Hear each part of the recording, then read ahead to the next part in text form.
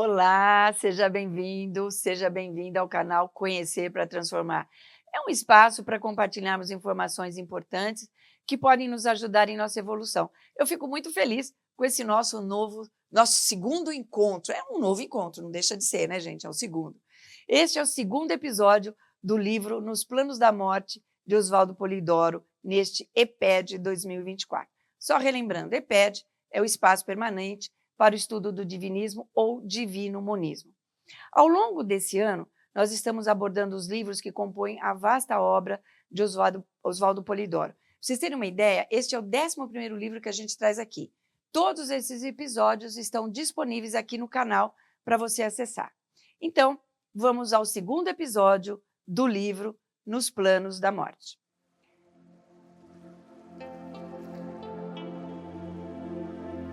Nós estamos vendo com esse livro casos reais de espíritos desencarnados e encarnados que vão nos ensinar sobre os mecanismos da justiça divina e vão abordar também as questões da idolatria, dos dogmas e dos rituais exteriores.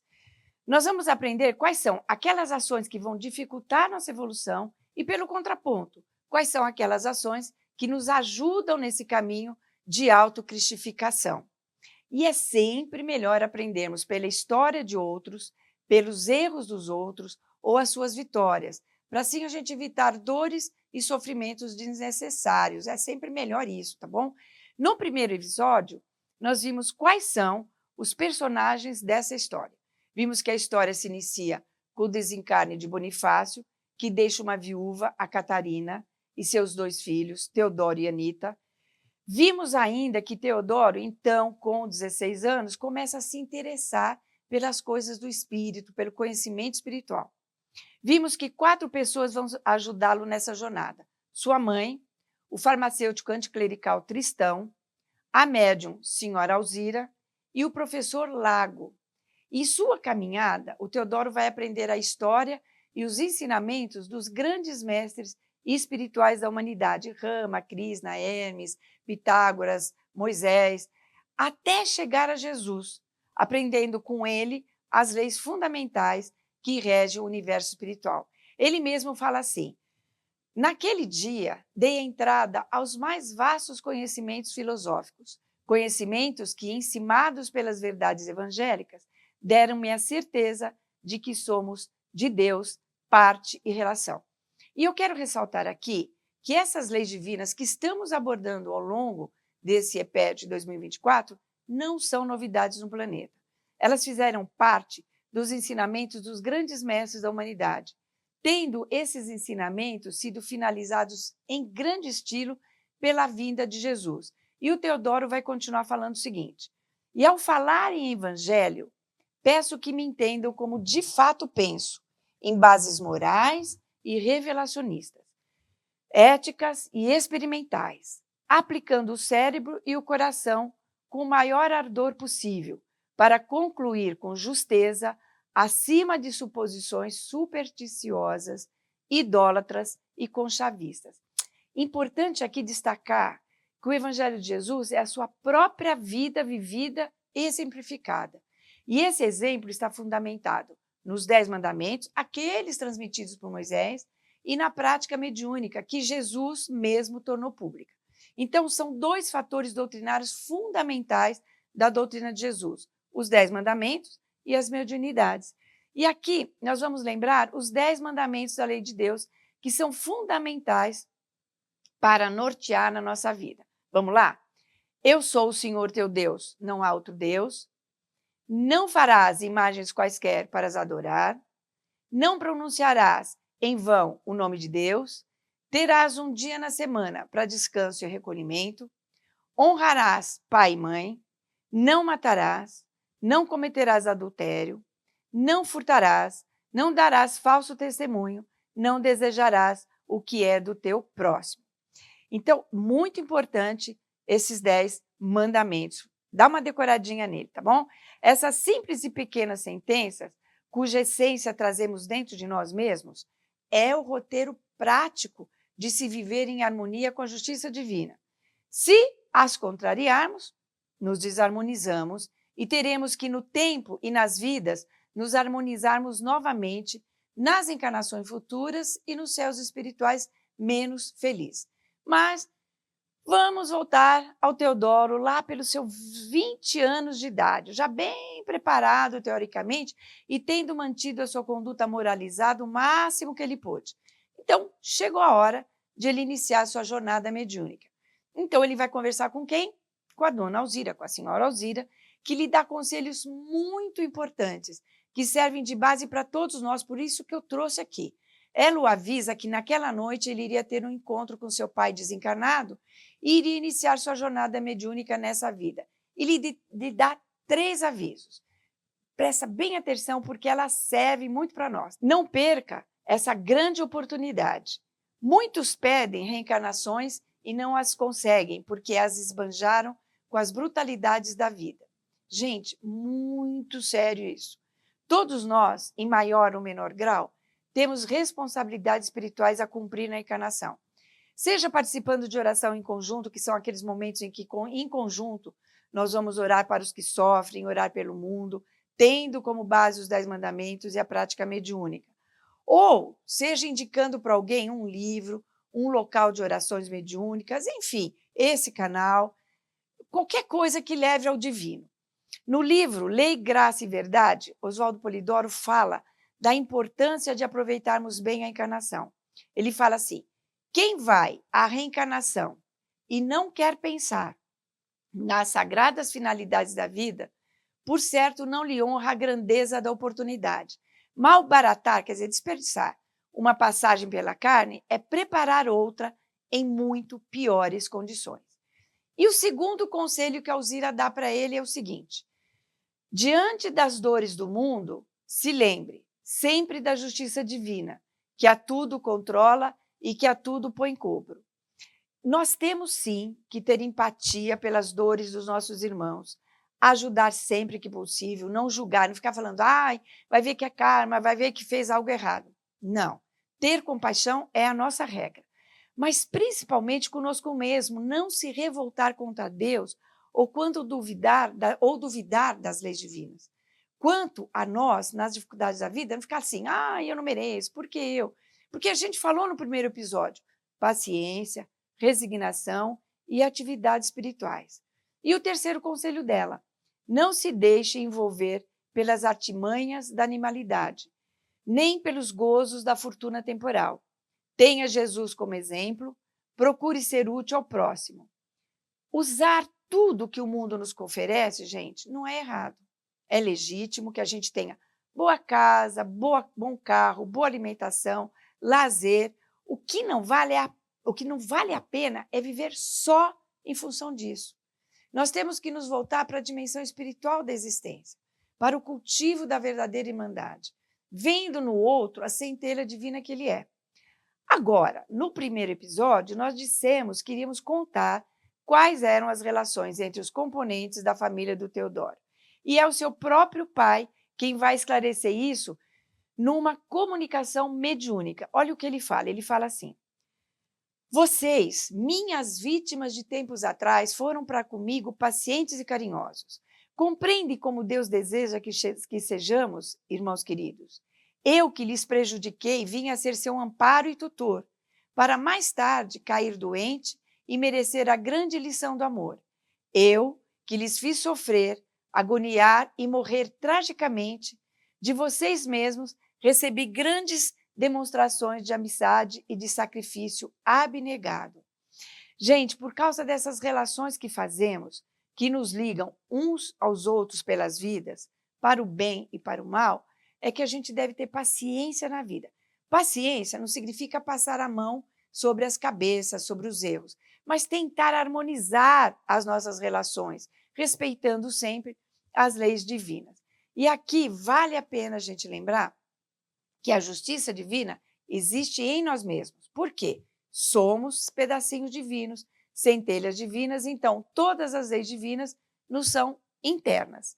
E ela age em nosso benefício mesmo quando é dor, porque ela serve para colocar a gente novamente no caminho correto.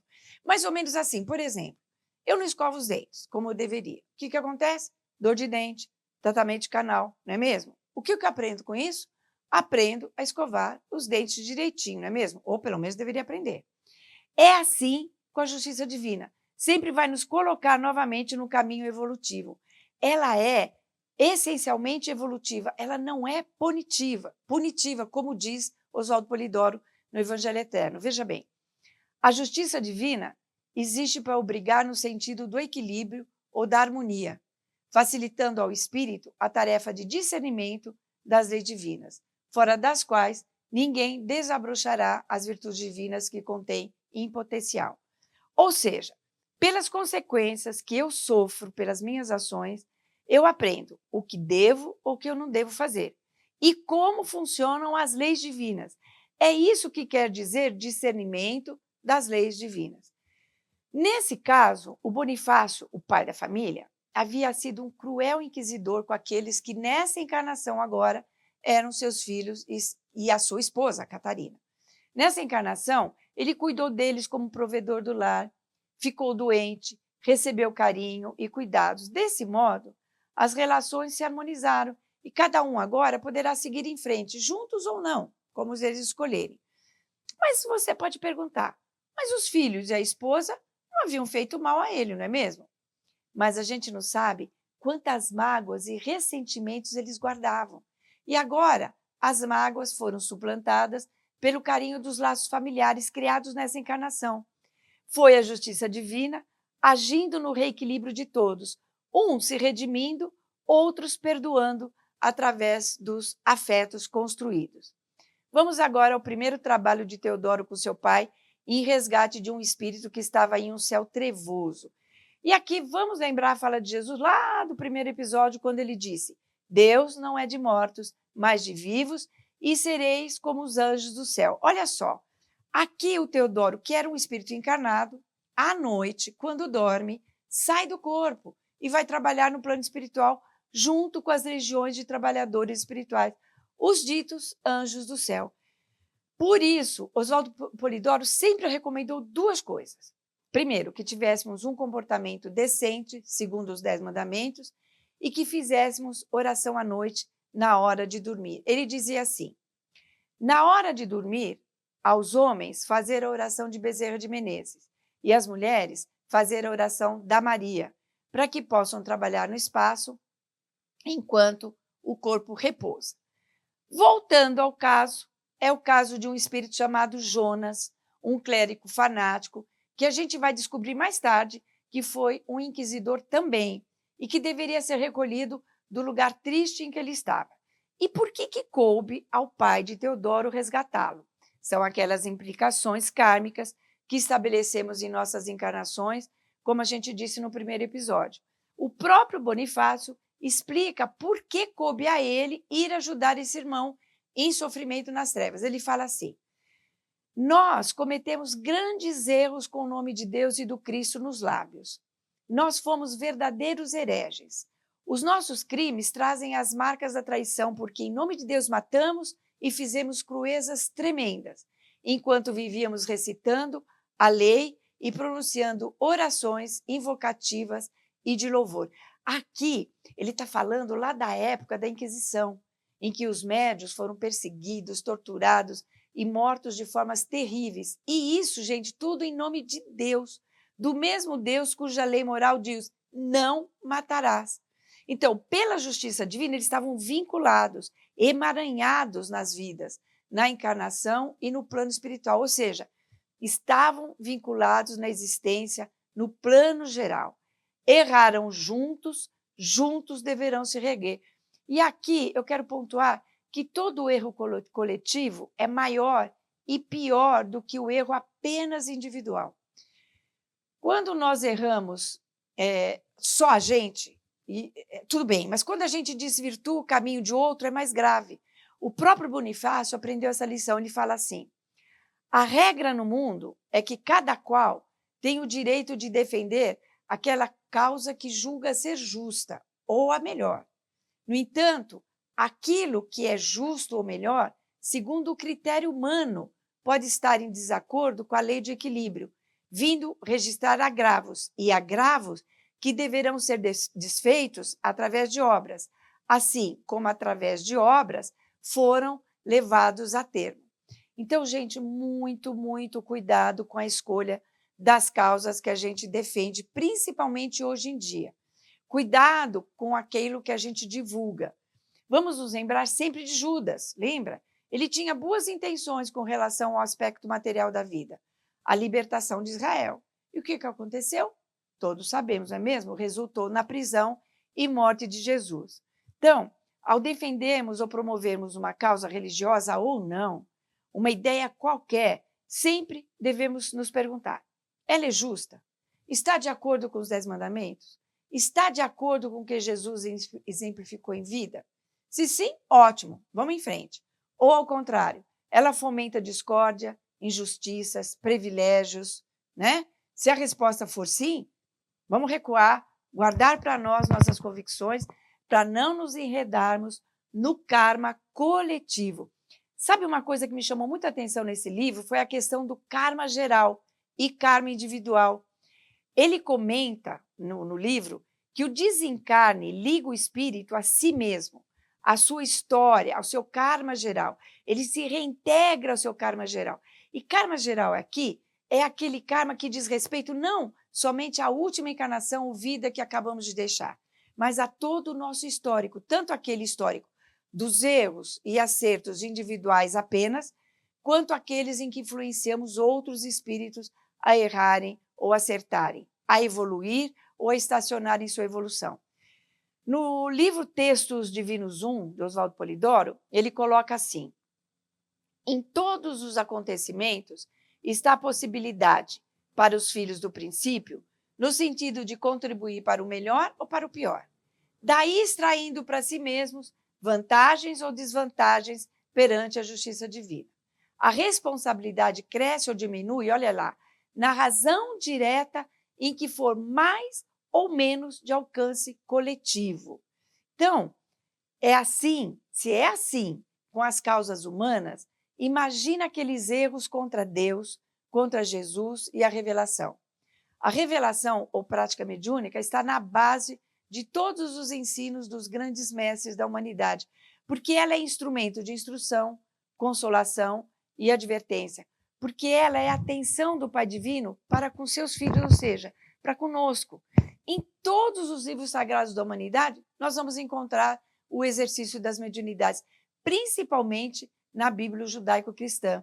Na Bíblia, essa que a gente conhece, nós temos nela inteira a prática mediúnica de forma grandiosa, através dos profetas e de modo exuberante e inigualável em Jesus. Não se contraria, não se tripudia sobre essa lei impunemente. Olha o que Jesus disse: aquele que proferir alguma palavra contra o Filho do Homem será perdoado, mas se alguém falar contra os dons do Espírito Santo, não lhe será perdoado, nem neste mundo, nem no porvir. Espírito Santo é outro nome de mediunidades, tá bom? Com esta fala, ele deixa muito claro a importância da revelação, que tem a sua ação na prática mediúnica. Mas que prática mediúnica? Aquela que é gratuita, com responsabilidade, que faz o próximo sentir-se melhor, ainda que é divertido. Nós veremos, em alguns casos mais para frente, que a gente vai trazer aqui, como reflete para o espírito a mediunidade mal aplicada. Mas agora vamos voltar ao caso de Jonas. O céu, ou plano espiritual em que ele estava, tinha muito pouca luz. E lá se encontravam os que erraram nas questões ditas religiosas, nas questões sobre Deus. E o pai de Teodoro vai explicar para ele por que aquele céu tinha tão pouca luz. Ele fala assim: sombras por dentro, sombras por fora. E ele explica que aquele plano espiritual estava em concordância e relação com as marcas psicológicas dos seus habitantes. É a velha regra, diz ele. Os caracteres fazem o meio e o meio força os caracteres. Ou seja, aquele céu, gente, tinha um aspecto exatamente de acordo com as características dos espíritos transgressores que ali estavam. Era a condição íntima interior construindo o espaço exterior. É a justiça divina sendo aplicada pelo próprio espírito devedor. Por isso que a gente deve levar muito a sério aquela máxima que diz assim: somos juízes em causa própria, porque não há um julgamento exterior, mas sim consequências advindas de nosso interior. Jonas havia sido um clérigo fanático e lá naquele espaço espiritual mantinha suas crenças, seus dogmas, suas revoltas. E o Bonifácio explica o seguinte para o Teodoro: olha, não é o fato de desencarnar que muda o espírito. Ele continua, depois do desencarnado, com as suas manias, crenças, preconceitos, até que ele mesmo se modifique pelo sofrimento e pelo trabalho. E olha só, eles encontraram Jonas lendo um missal surrado, e isso depois de dezenas de anos que ele havia passado em lugares muito piores, como ele mesmo disse, por exercer com excesso de zelo o cargo de ministro de Deus. Isso significa que ele fez muitos sofrerem em nome de Cristo e de Deus. E detalhe, o Teodoro havia sido vítima de Bonifácio e de Jonas em vidas anteriores. O Bonifácio estava ali ajudando Jonas para se redimir, por contribuir com seus crimes, mas o Teodoro por exercer o perdão. E assim, as vidas e as relações vão se ajustando. Mas nós podemos pensar, nós não somos clérigos, não somos ministros de Deus, eu não corro risco de errar nesse ponto. Cuidado! Como nós olhamos e tratamos o nosso irmão de crença diferente. Nós ficamos indiferentes ou até aplaudimos quando as instituições religiosas de hoje chamam os dons mediúnicos de coisas do diabo? Será que respeitamos os dons mediúnicos como nós devemos realmente? A pior mentira e o pior erro coletivo dessa humanidade foi corromper a revelação, quase acabar com ela no planeta. Isso após Jesus colocá-la acima dele próprio, de avisar que enviaria o Consolador. Consolador é outro nome para essa lei chamada de revelação. Ele disse assim: é necessário que eu vá para que vos envie o Consolador. Ele vos lembrará de tudo o que tenho dito. E foi isso que ele fez, no dia de Pentecostes, quando ele volta em espírito e disponibiliza as mediunidades para todos na Terra, naquele grandioso espetáculo das línguas diversas. Então, voltando ao Jonas, ele é convidado a funcionar como profeta ao Senhor de algumas graças, ou seja, ele iria reencarnar e trabalhar como médium. Isso depois de muito aprendizado e preparo no plano espiritual. E aqui cabe um alerta para os médiuns, que os médiuns não tenham de si uma grande consideração. Não se achem aí os maiores entre os homens porque são médiuns. Porque nós não devemos, inclusive, endeusar os médiuns. Por quê? Porque, com raríssimas exceções, somos todos grandes espíritos errados, apenas consertando o erro praticado em outras encarnações. No próximo episódio, nós vamos pontuar aqui algumas falas de Bonifácio para mostrar a importância das relações que estabelecemos nas vidas e como estamos emaranhados perante a justiça divina. Será que realmente a gente pode seguir em frente sozinhos em nossa evolução? Basta apenas resgatarmos as nossas próprias faltas? Não percam no próximo episódio. Lembre-se, se inscreva no canal, dá um like, acione o sininho aí e compartilhe o canal, os episódios, todos os conteúdos com seus familiares, amigos e tudo mais. Se você quiser ganhar o livro Nos Planos da Morte, mande seu nome e endereço para o WhatsApp 11 9 1132 0077 ou baixe-o em PDF no portal Conhecer para Transformar. A gente se encontra aqui no próximo vídeo, estou te esperando.